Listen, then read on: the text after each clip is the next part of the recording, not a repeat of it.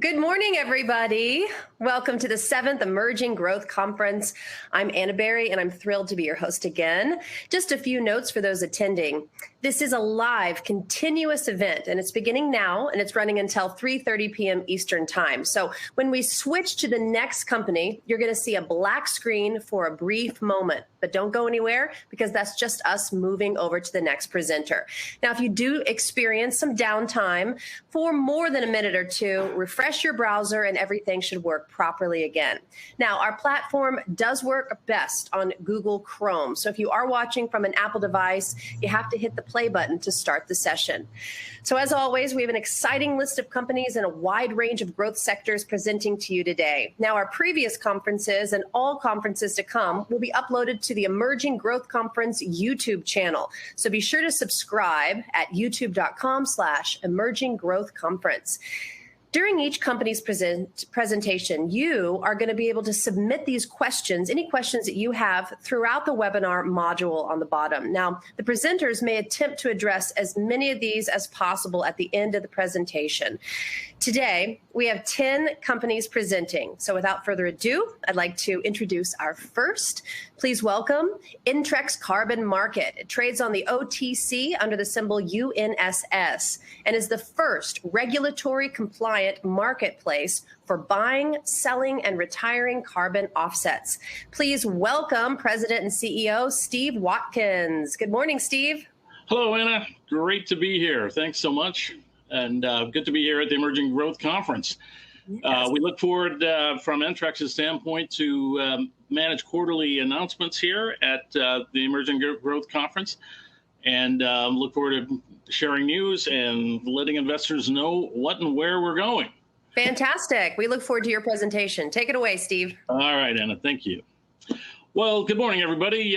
My name's Steve Watkins, as Anna implied. The company is Entrex. We were founded back in 2000, and with the focus to be an entrepreneurial exchange. We define entrepreneurs as $5 to $250 million in revenue, and felt there was a need to create a capital market system for entrepreneurs. Today, we focus on regulatory compliant trading platforms for alternative investments. As a precursor to all this, our lawyers are shouting at me. We have to announce a forward-looking statement on behalf of the SEC. All information prepared, et cetera, et cetera. I trust you've seen all these before, so let's move on. As a little evolution, a little history of evolution about Entrex, our focus has been, first, how do we create, from a regulatory standpoint, a capital market system for entrepreneurs? Entrex, as an entrepreneurial exchange, it turns out the SEC was upset because exchanges can only trade public securities, which limits a little drinking conversation you can have for this weekend. There's 28 million companies in the United States. And interestingly enough, NASDAQ and NYSE both have about 1,800 companies per marketplace. Weirdly, there's 28,000 mutual funds and ETFs that use those aggregators, the markets, to provide investment vehicles out to their clients. So it's interesting. So you got 28 million private companies, only 3,400 actively traded on New York and NYSE, and yet there's 28,000 mutual funds. And so when we looked at that, we said we've really got to figure out a way to efficiently aggregate quality private companies, entrepreneurs, into a market system. And I should add, one of the reasons I got into this business, my father was lucky enough to participate in the early 70s on a $5 million IPO on the American Stock Exchange. And today that company has grown to about $14 billion in revenue, last I heard. And so it was a great success story. But today, the capital market system doesn't allow you to do that.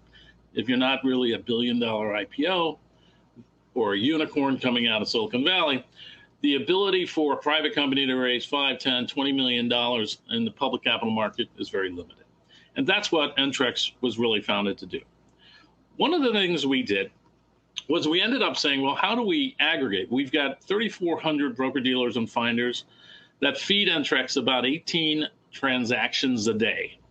Those transactions come in very different forms, but you can imagine managing 3,400 inquiries, or excuse me, 3,400 brokers and 18 transactions a day grows into something that's very scalable. So we partnered or worked together with IBM and Thomas Hatfield, who runs our technology platform. We ended up getting a case study written by IBM about how we manage the origination all the way through the offering, through the placement broker dealers, which represent about typically 52 different brokers taking it out. So we're on the left side of the book, they're on the right side of the book. You've probably seen a million of those. And then it goes into the trading platform, which gets very interesting because we ended up managing the first trade of a security on the blockchain back in 2015. We managed the Overstock.com Tiger Cub offering. It did a primary and secondary trade. We did it on the blockchain. We were fortunate enough to have the SEC and FINRA in our offices for months, reviewing both that trade and every trade that managed across the platform. And so today, our technology platform goes from the beginning, the origination of a transaction, all the way through primary and secondary trading in a regulated manner. And so as we did that, we started looking at how investors were looking for very specific alternative investments. And rather than just focusing on entrepreneurs, what are the other transactions that we could help create efficiency into that particular market? And so our focus now is providing, via the technology platform, exposure, credibility, and liquidity for alternative investors. Obviously, probably a lot of people are here due to the public merger with UNSS, which we can discuss. And today, just as an aside, we are focused on industry sector-focused markets and geographic. So today, from a merger standpoint, I understand that yesterday, the 2020 annual year-end audit was filed with the SEC and OTC.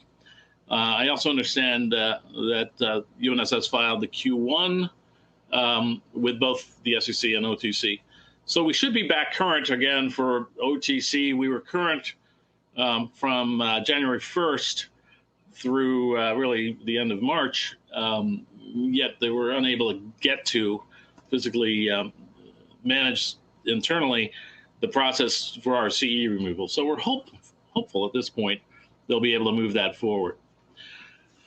With the year-end audit, we'll now be able to launch. I think we've decided we're going to actually finalize a merger for 7/1, which will allow these first and second quarter audits to be very simple. We've worked with one of the big four accounting agencies. They're going to be our PCAOB auditor moving forward, we hope. So we're looking forward to that. We did receive $250,000 of our PIPE in April, which you hopefully saw a bunch of marketing changes and are happy with that. We've got $3 million commitment from our group out of Colorado. We're working through different things with them. We do continue to manage the PIPE as if we're still looking for money. So we are seeking and working together with the committed funds today. So a lot going on, but we're really optimistic for how this 2021 is going to end. From Entrex's side today, let me introduce the two different aggressive marketplaces we're going after. The first is the Entrex Carbon Market. You probably saw that. You might have seen today's announcement. We partnered with Source Oil in Texas. We're focused on producing, carbon neutral fuels, and that can be, we're starting in the shipping industry for bunker fuel, which the shipping industry has made proclamations about reducing their carbon footprint. And so we hope to do that through providing offsets through Source Oil to their client base. That's an exciting, we've committed up to $3 billion worth of offsets. And so we're aggressively going after the producers of those offsets to provide deal flow or product flow to our colleagues at Source. And then separately, you're probably all very familiar with the noise going on in the art market. It's an interesting time. The NFTs, the non-fungible tokens, are getting all the press. We have a little bit of a problem in how the NFTs are going to market. They're not going as a security. They're going as a product sale. We feel this is reminiscent of 2015. We were doing the Overstock.com trade, and we found the SEC and FINRA were very sensitive to people issuing tokens overnight with a white paper and issuing coins. In the end, the SEC put a couple of those guys in jail. We were lucky enough to be squeaky clean on that. We're going to take the same approach in the art market. You'll see how we're differentiated from the NFT marketplace. We're challenged to really see how that's going to end well for investors. And as you know, the SEC and FINRA are very focused on protecting investors. And so we want to make sure we're on the right side of that, and we will be. So let's move into the Entrex Carbon Market. Carbon, there's two worlds. And just to be clear, we're on the voluntary carbon market space, which means we are focused on the voluntary issuance, meaning issuers being producers of offsets, and voluntary buyers. In the regulated space, we're working with WCI on potentially providing our technology platform to them. We're not sure how that's going to go, but that would be our entree into the regulated market, but more as a service provider, which is not exactly where our mission and vision is, but we'd love to help them if that makes sense. So from Entrex's standpoint, we are providing a platform that provides the enforcement division of the SEC on legitimacy of the transaction. And what I mean by that, over the last decade, voluntary carbon credits have been fraudulent, as simple as that. They have been double counted. And so investors or buyers are buying offsets, and it turns out they are not real. That causes a problem. When you look at someone like a Google that is carbon neutral and they buy offsets that turn out not to be real, then suddenly their carbon footprint is not neutralized, and then that carbon footprint moves up to the supply chain. So if you're a buyer from Google because they're carbon neutral, your footprint has been determined because they're carbon neutral. Now the ISO 14001 auditors learn that that's not true, and now everybody in the supply chain ends up having to regroup. And it's causing a tremendous amount of audit issues, frankly, for people like Google, who are having now their auditors go back in to say, are you really carbon neutral? Entrex was founded simply to solve this problem. By the securitization of carbon offsets, we provide the ability of allowing a buyer to know that this is a securitized asset, and therefore any of the fraud provisions of the SEC enforcement divisions would go into account. So instead of dealing with a 7-year civil litigation history with a fraudulent offset, now you have the SEC knocking on your door immediately. So we feel this offers a tremendous amount of legitimacy and price protection. So we provide a very large pool of offsets. I believe there's a dozen or so offsets today, 40 million offsets the last count. So we've got plenty of supply. And then, so that's on the buyer side. On the supply side, we're finding that there's a challenge. An offset costs about $2 to produce. And so what we've done is we've gone out there and we've said, all right, let's create a mechanism through a carbon offset future that allows producers to now sell their future and then produce the offset only purchased at the end when it's minted by the United Nations and World Bank registries. And so this future, we've sold the Roper Island, the Skellum Tribe. We're in the process of selling. We believe this is the way that we can provide a very clean supply channel to the industry. One of the things you've probably seen is this press release from this morning, this $3 billion commitment with Source Oil. We believe that there's both gasoline and shipping suppliers that want to provide carbon neutral fuel.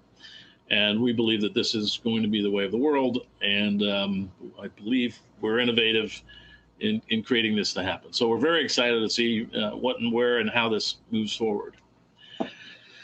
The second market that we're focused on is the art market, as we've discussed. Our focus is very, very different than in the NFTs. As I've mentioned earlier, we're just not convinced that's the way of the world. So what we're doing is we're focusing on museums or major collections, and we're basically taking their art pieces and selling 49% of the art to as fractional ownership. So just like you'd own a fractional ownership of a company, in this case, you own a fractional interest of a masterpiece. We're working together with the New York fund to create the Entrex Art Market, which is going to be fascinating. It'll look like the NASDAQ index, owning a piece of every, like the NASDAQ index owns a piece of every NASDAQ company based on value.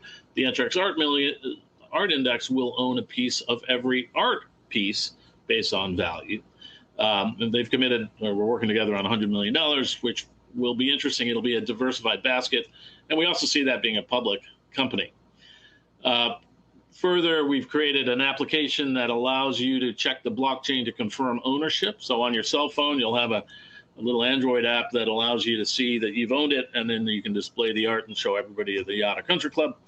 And we're working with Bang & Olufsen to provide that solution on their televisions, and so you can have your art masterpiece that you own a piece of on your wall and have it confirmed via the blockchain. So it's pretty interesting.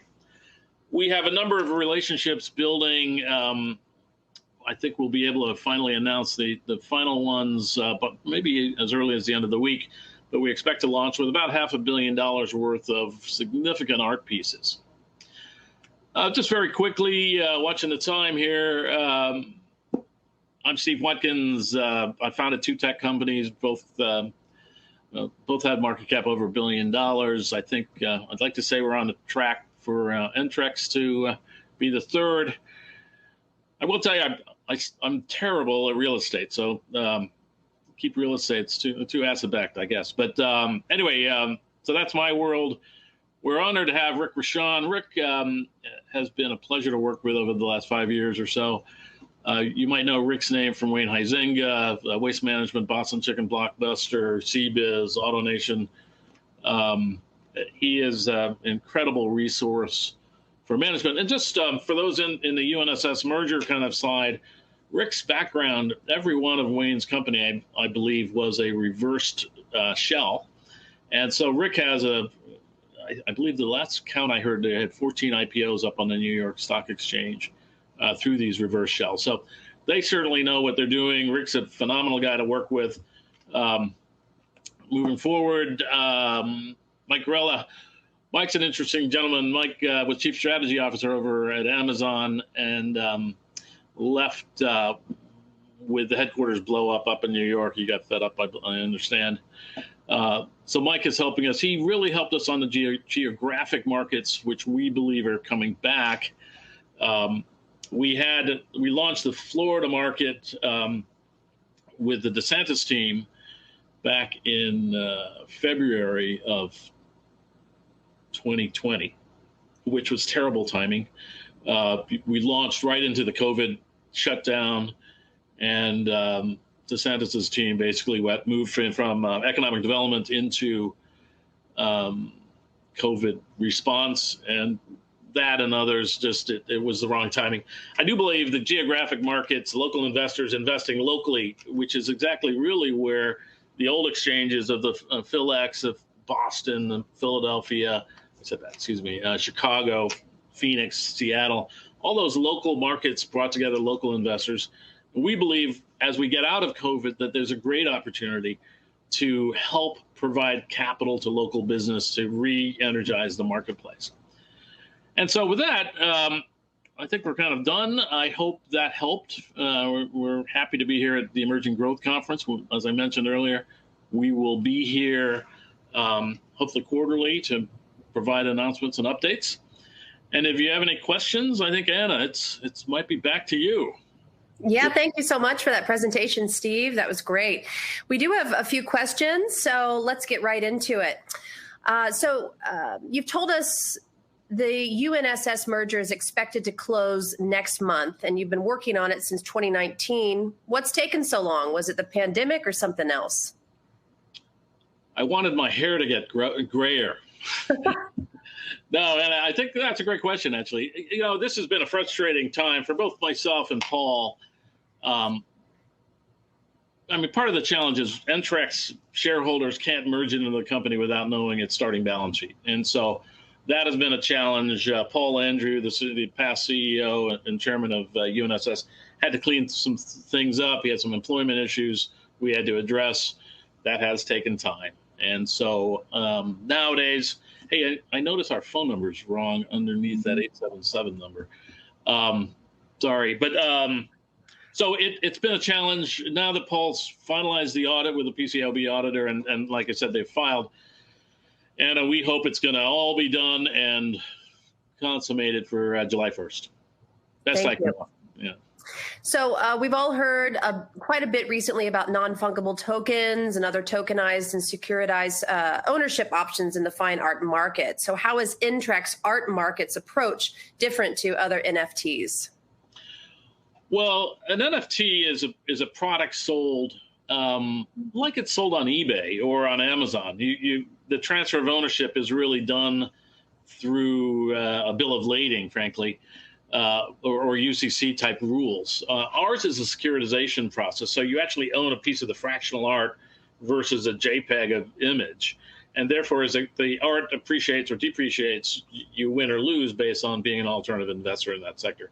So it really is night and day. Although people see it very similar, ours is owning a piece of the Michelangelo or the Picasso or the Rembrandt. All three of those we hope to have ready for offering by the end of the week, which will be fun. But very, very different than owning a JPEG of a picture of a young lady smirking at a fire. I don't know where that's going to go.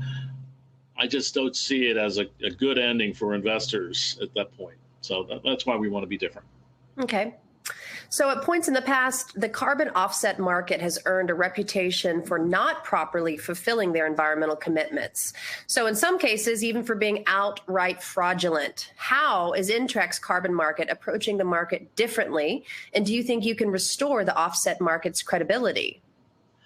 Well, certainly that's our focus. Keep in mind that as a broker-dealer and alternative trading system for these things, what we have to do is the broker-dealer that originates a transaction, puts these offerings of offsets into the market, is legally obligated to do what the FINRA 1522, which are it's like 52 documents that you have to provide as the broker of record originating the transaction, which includes, obviously, the UN and World Bank registries offsets, the minting of those offsets, which is a whole process we probably don't want to get into here, but the serialization of those offsets. And so we take those serialized offsets, we obviously confirm them with the UN and World Bank registry.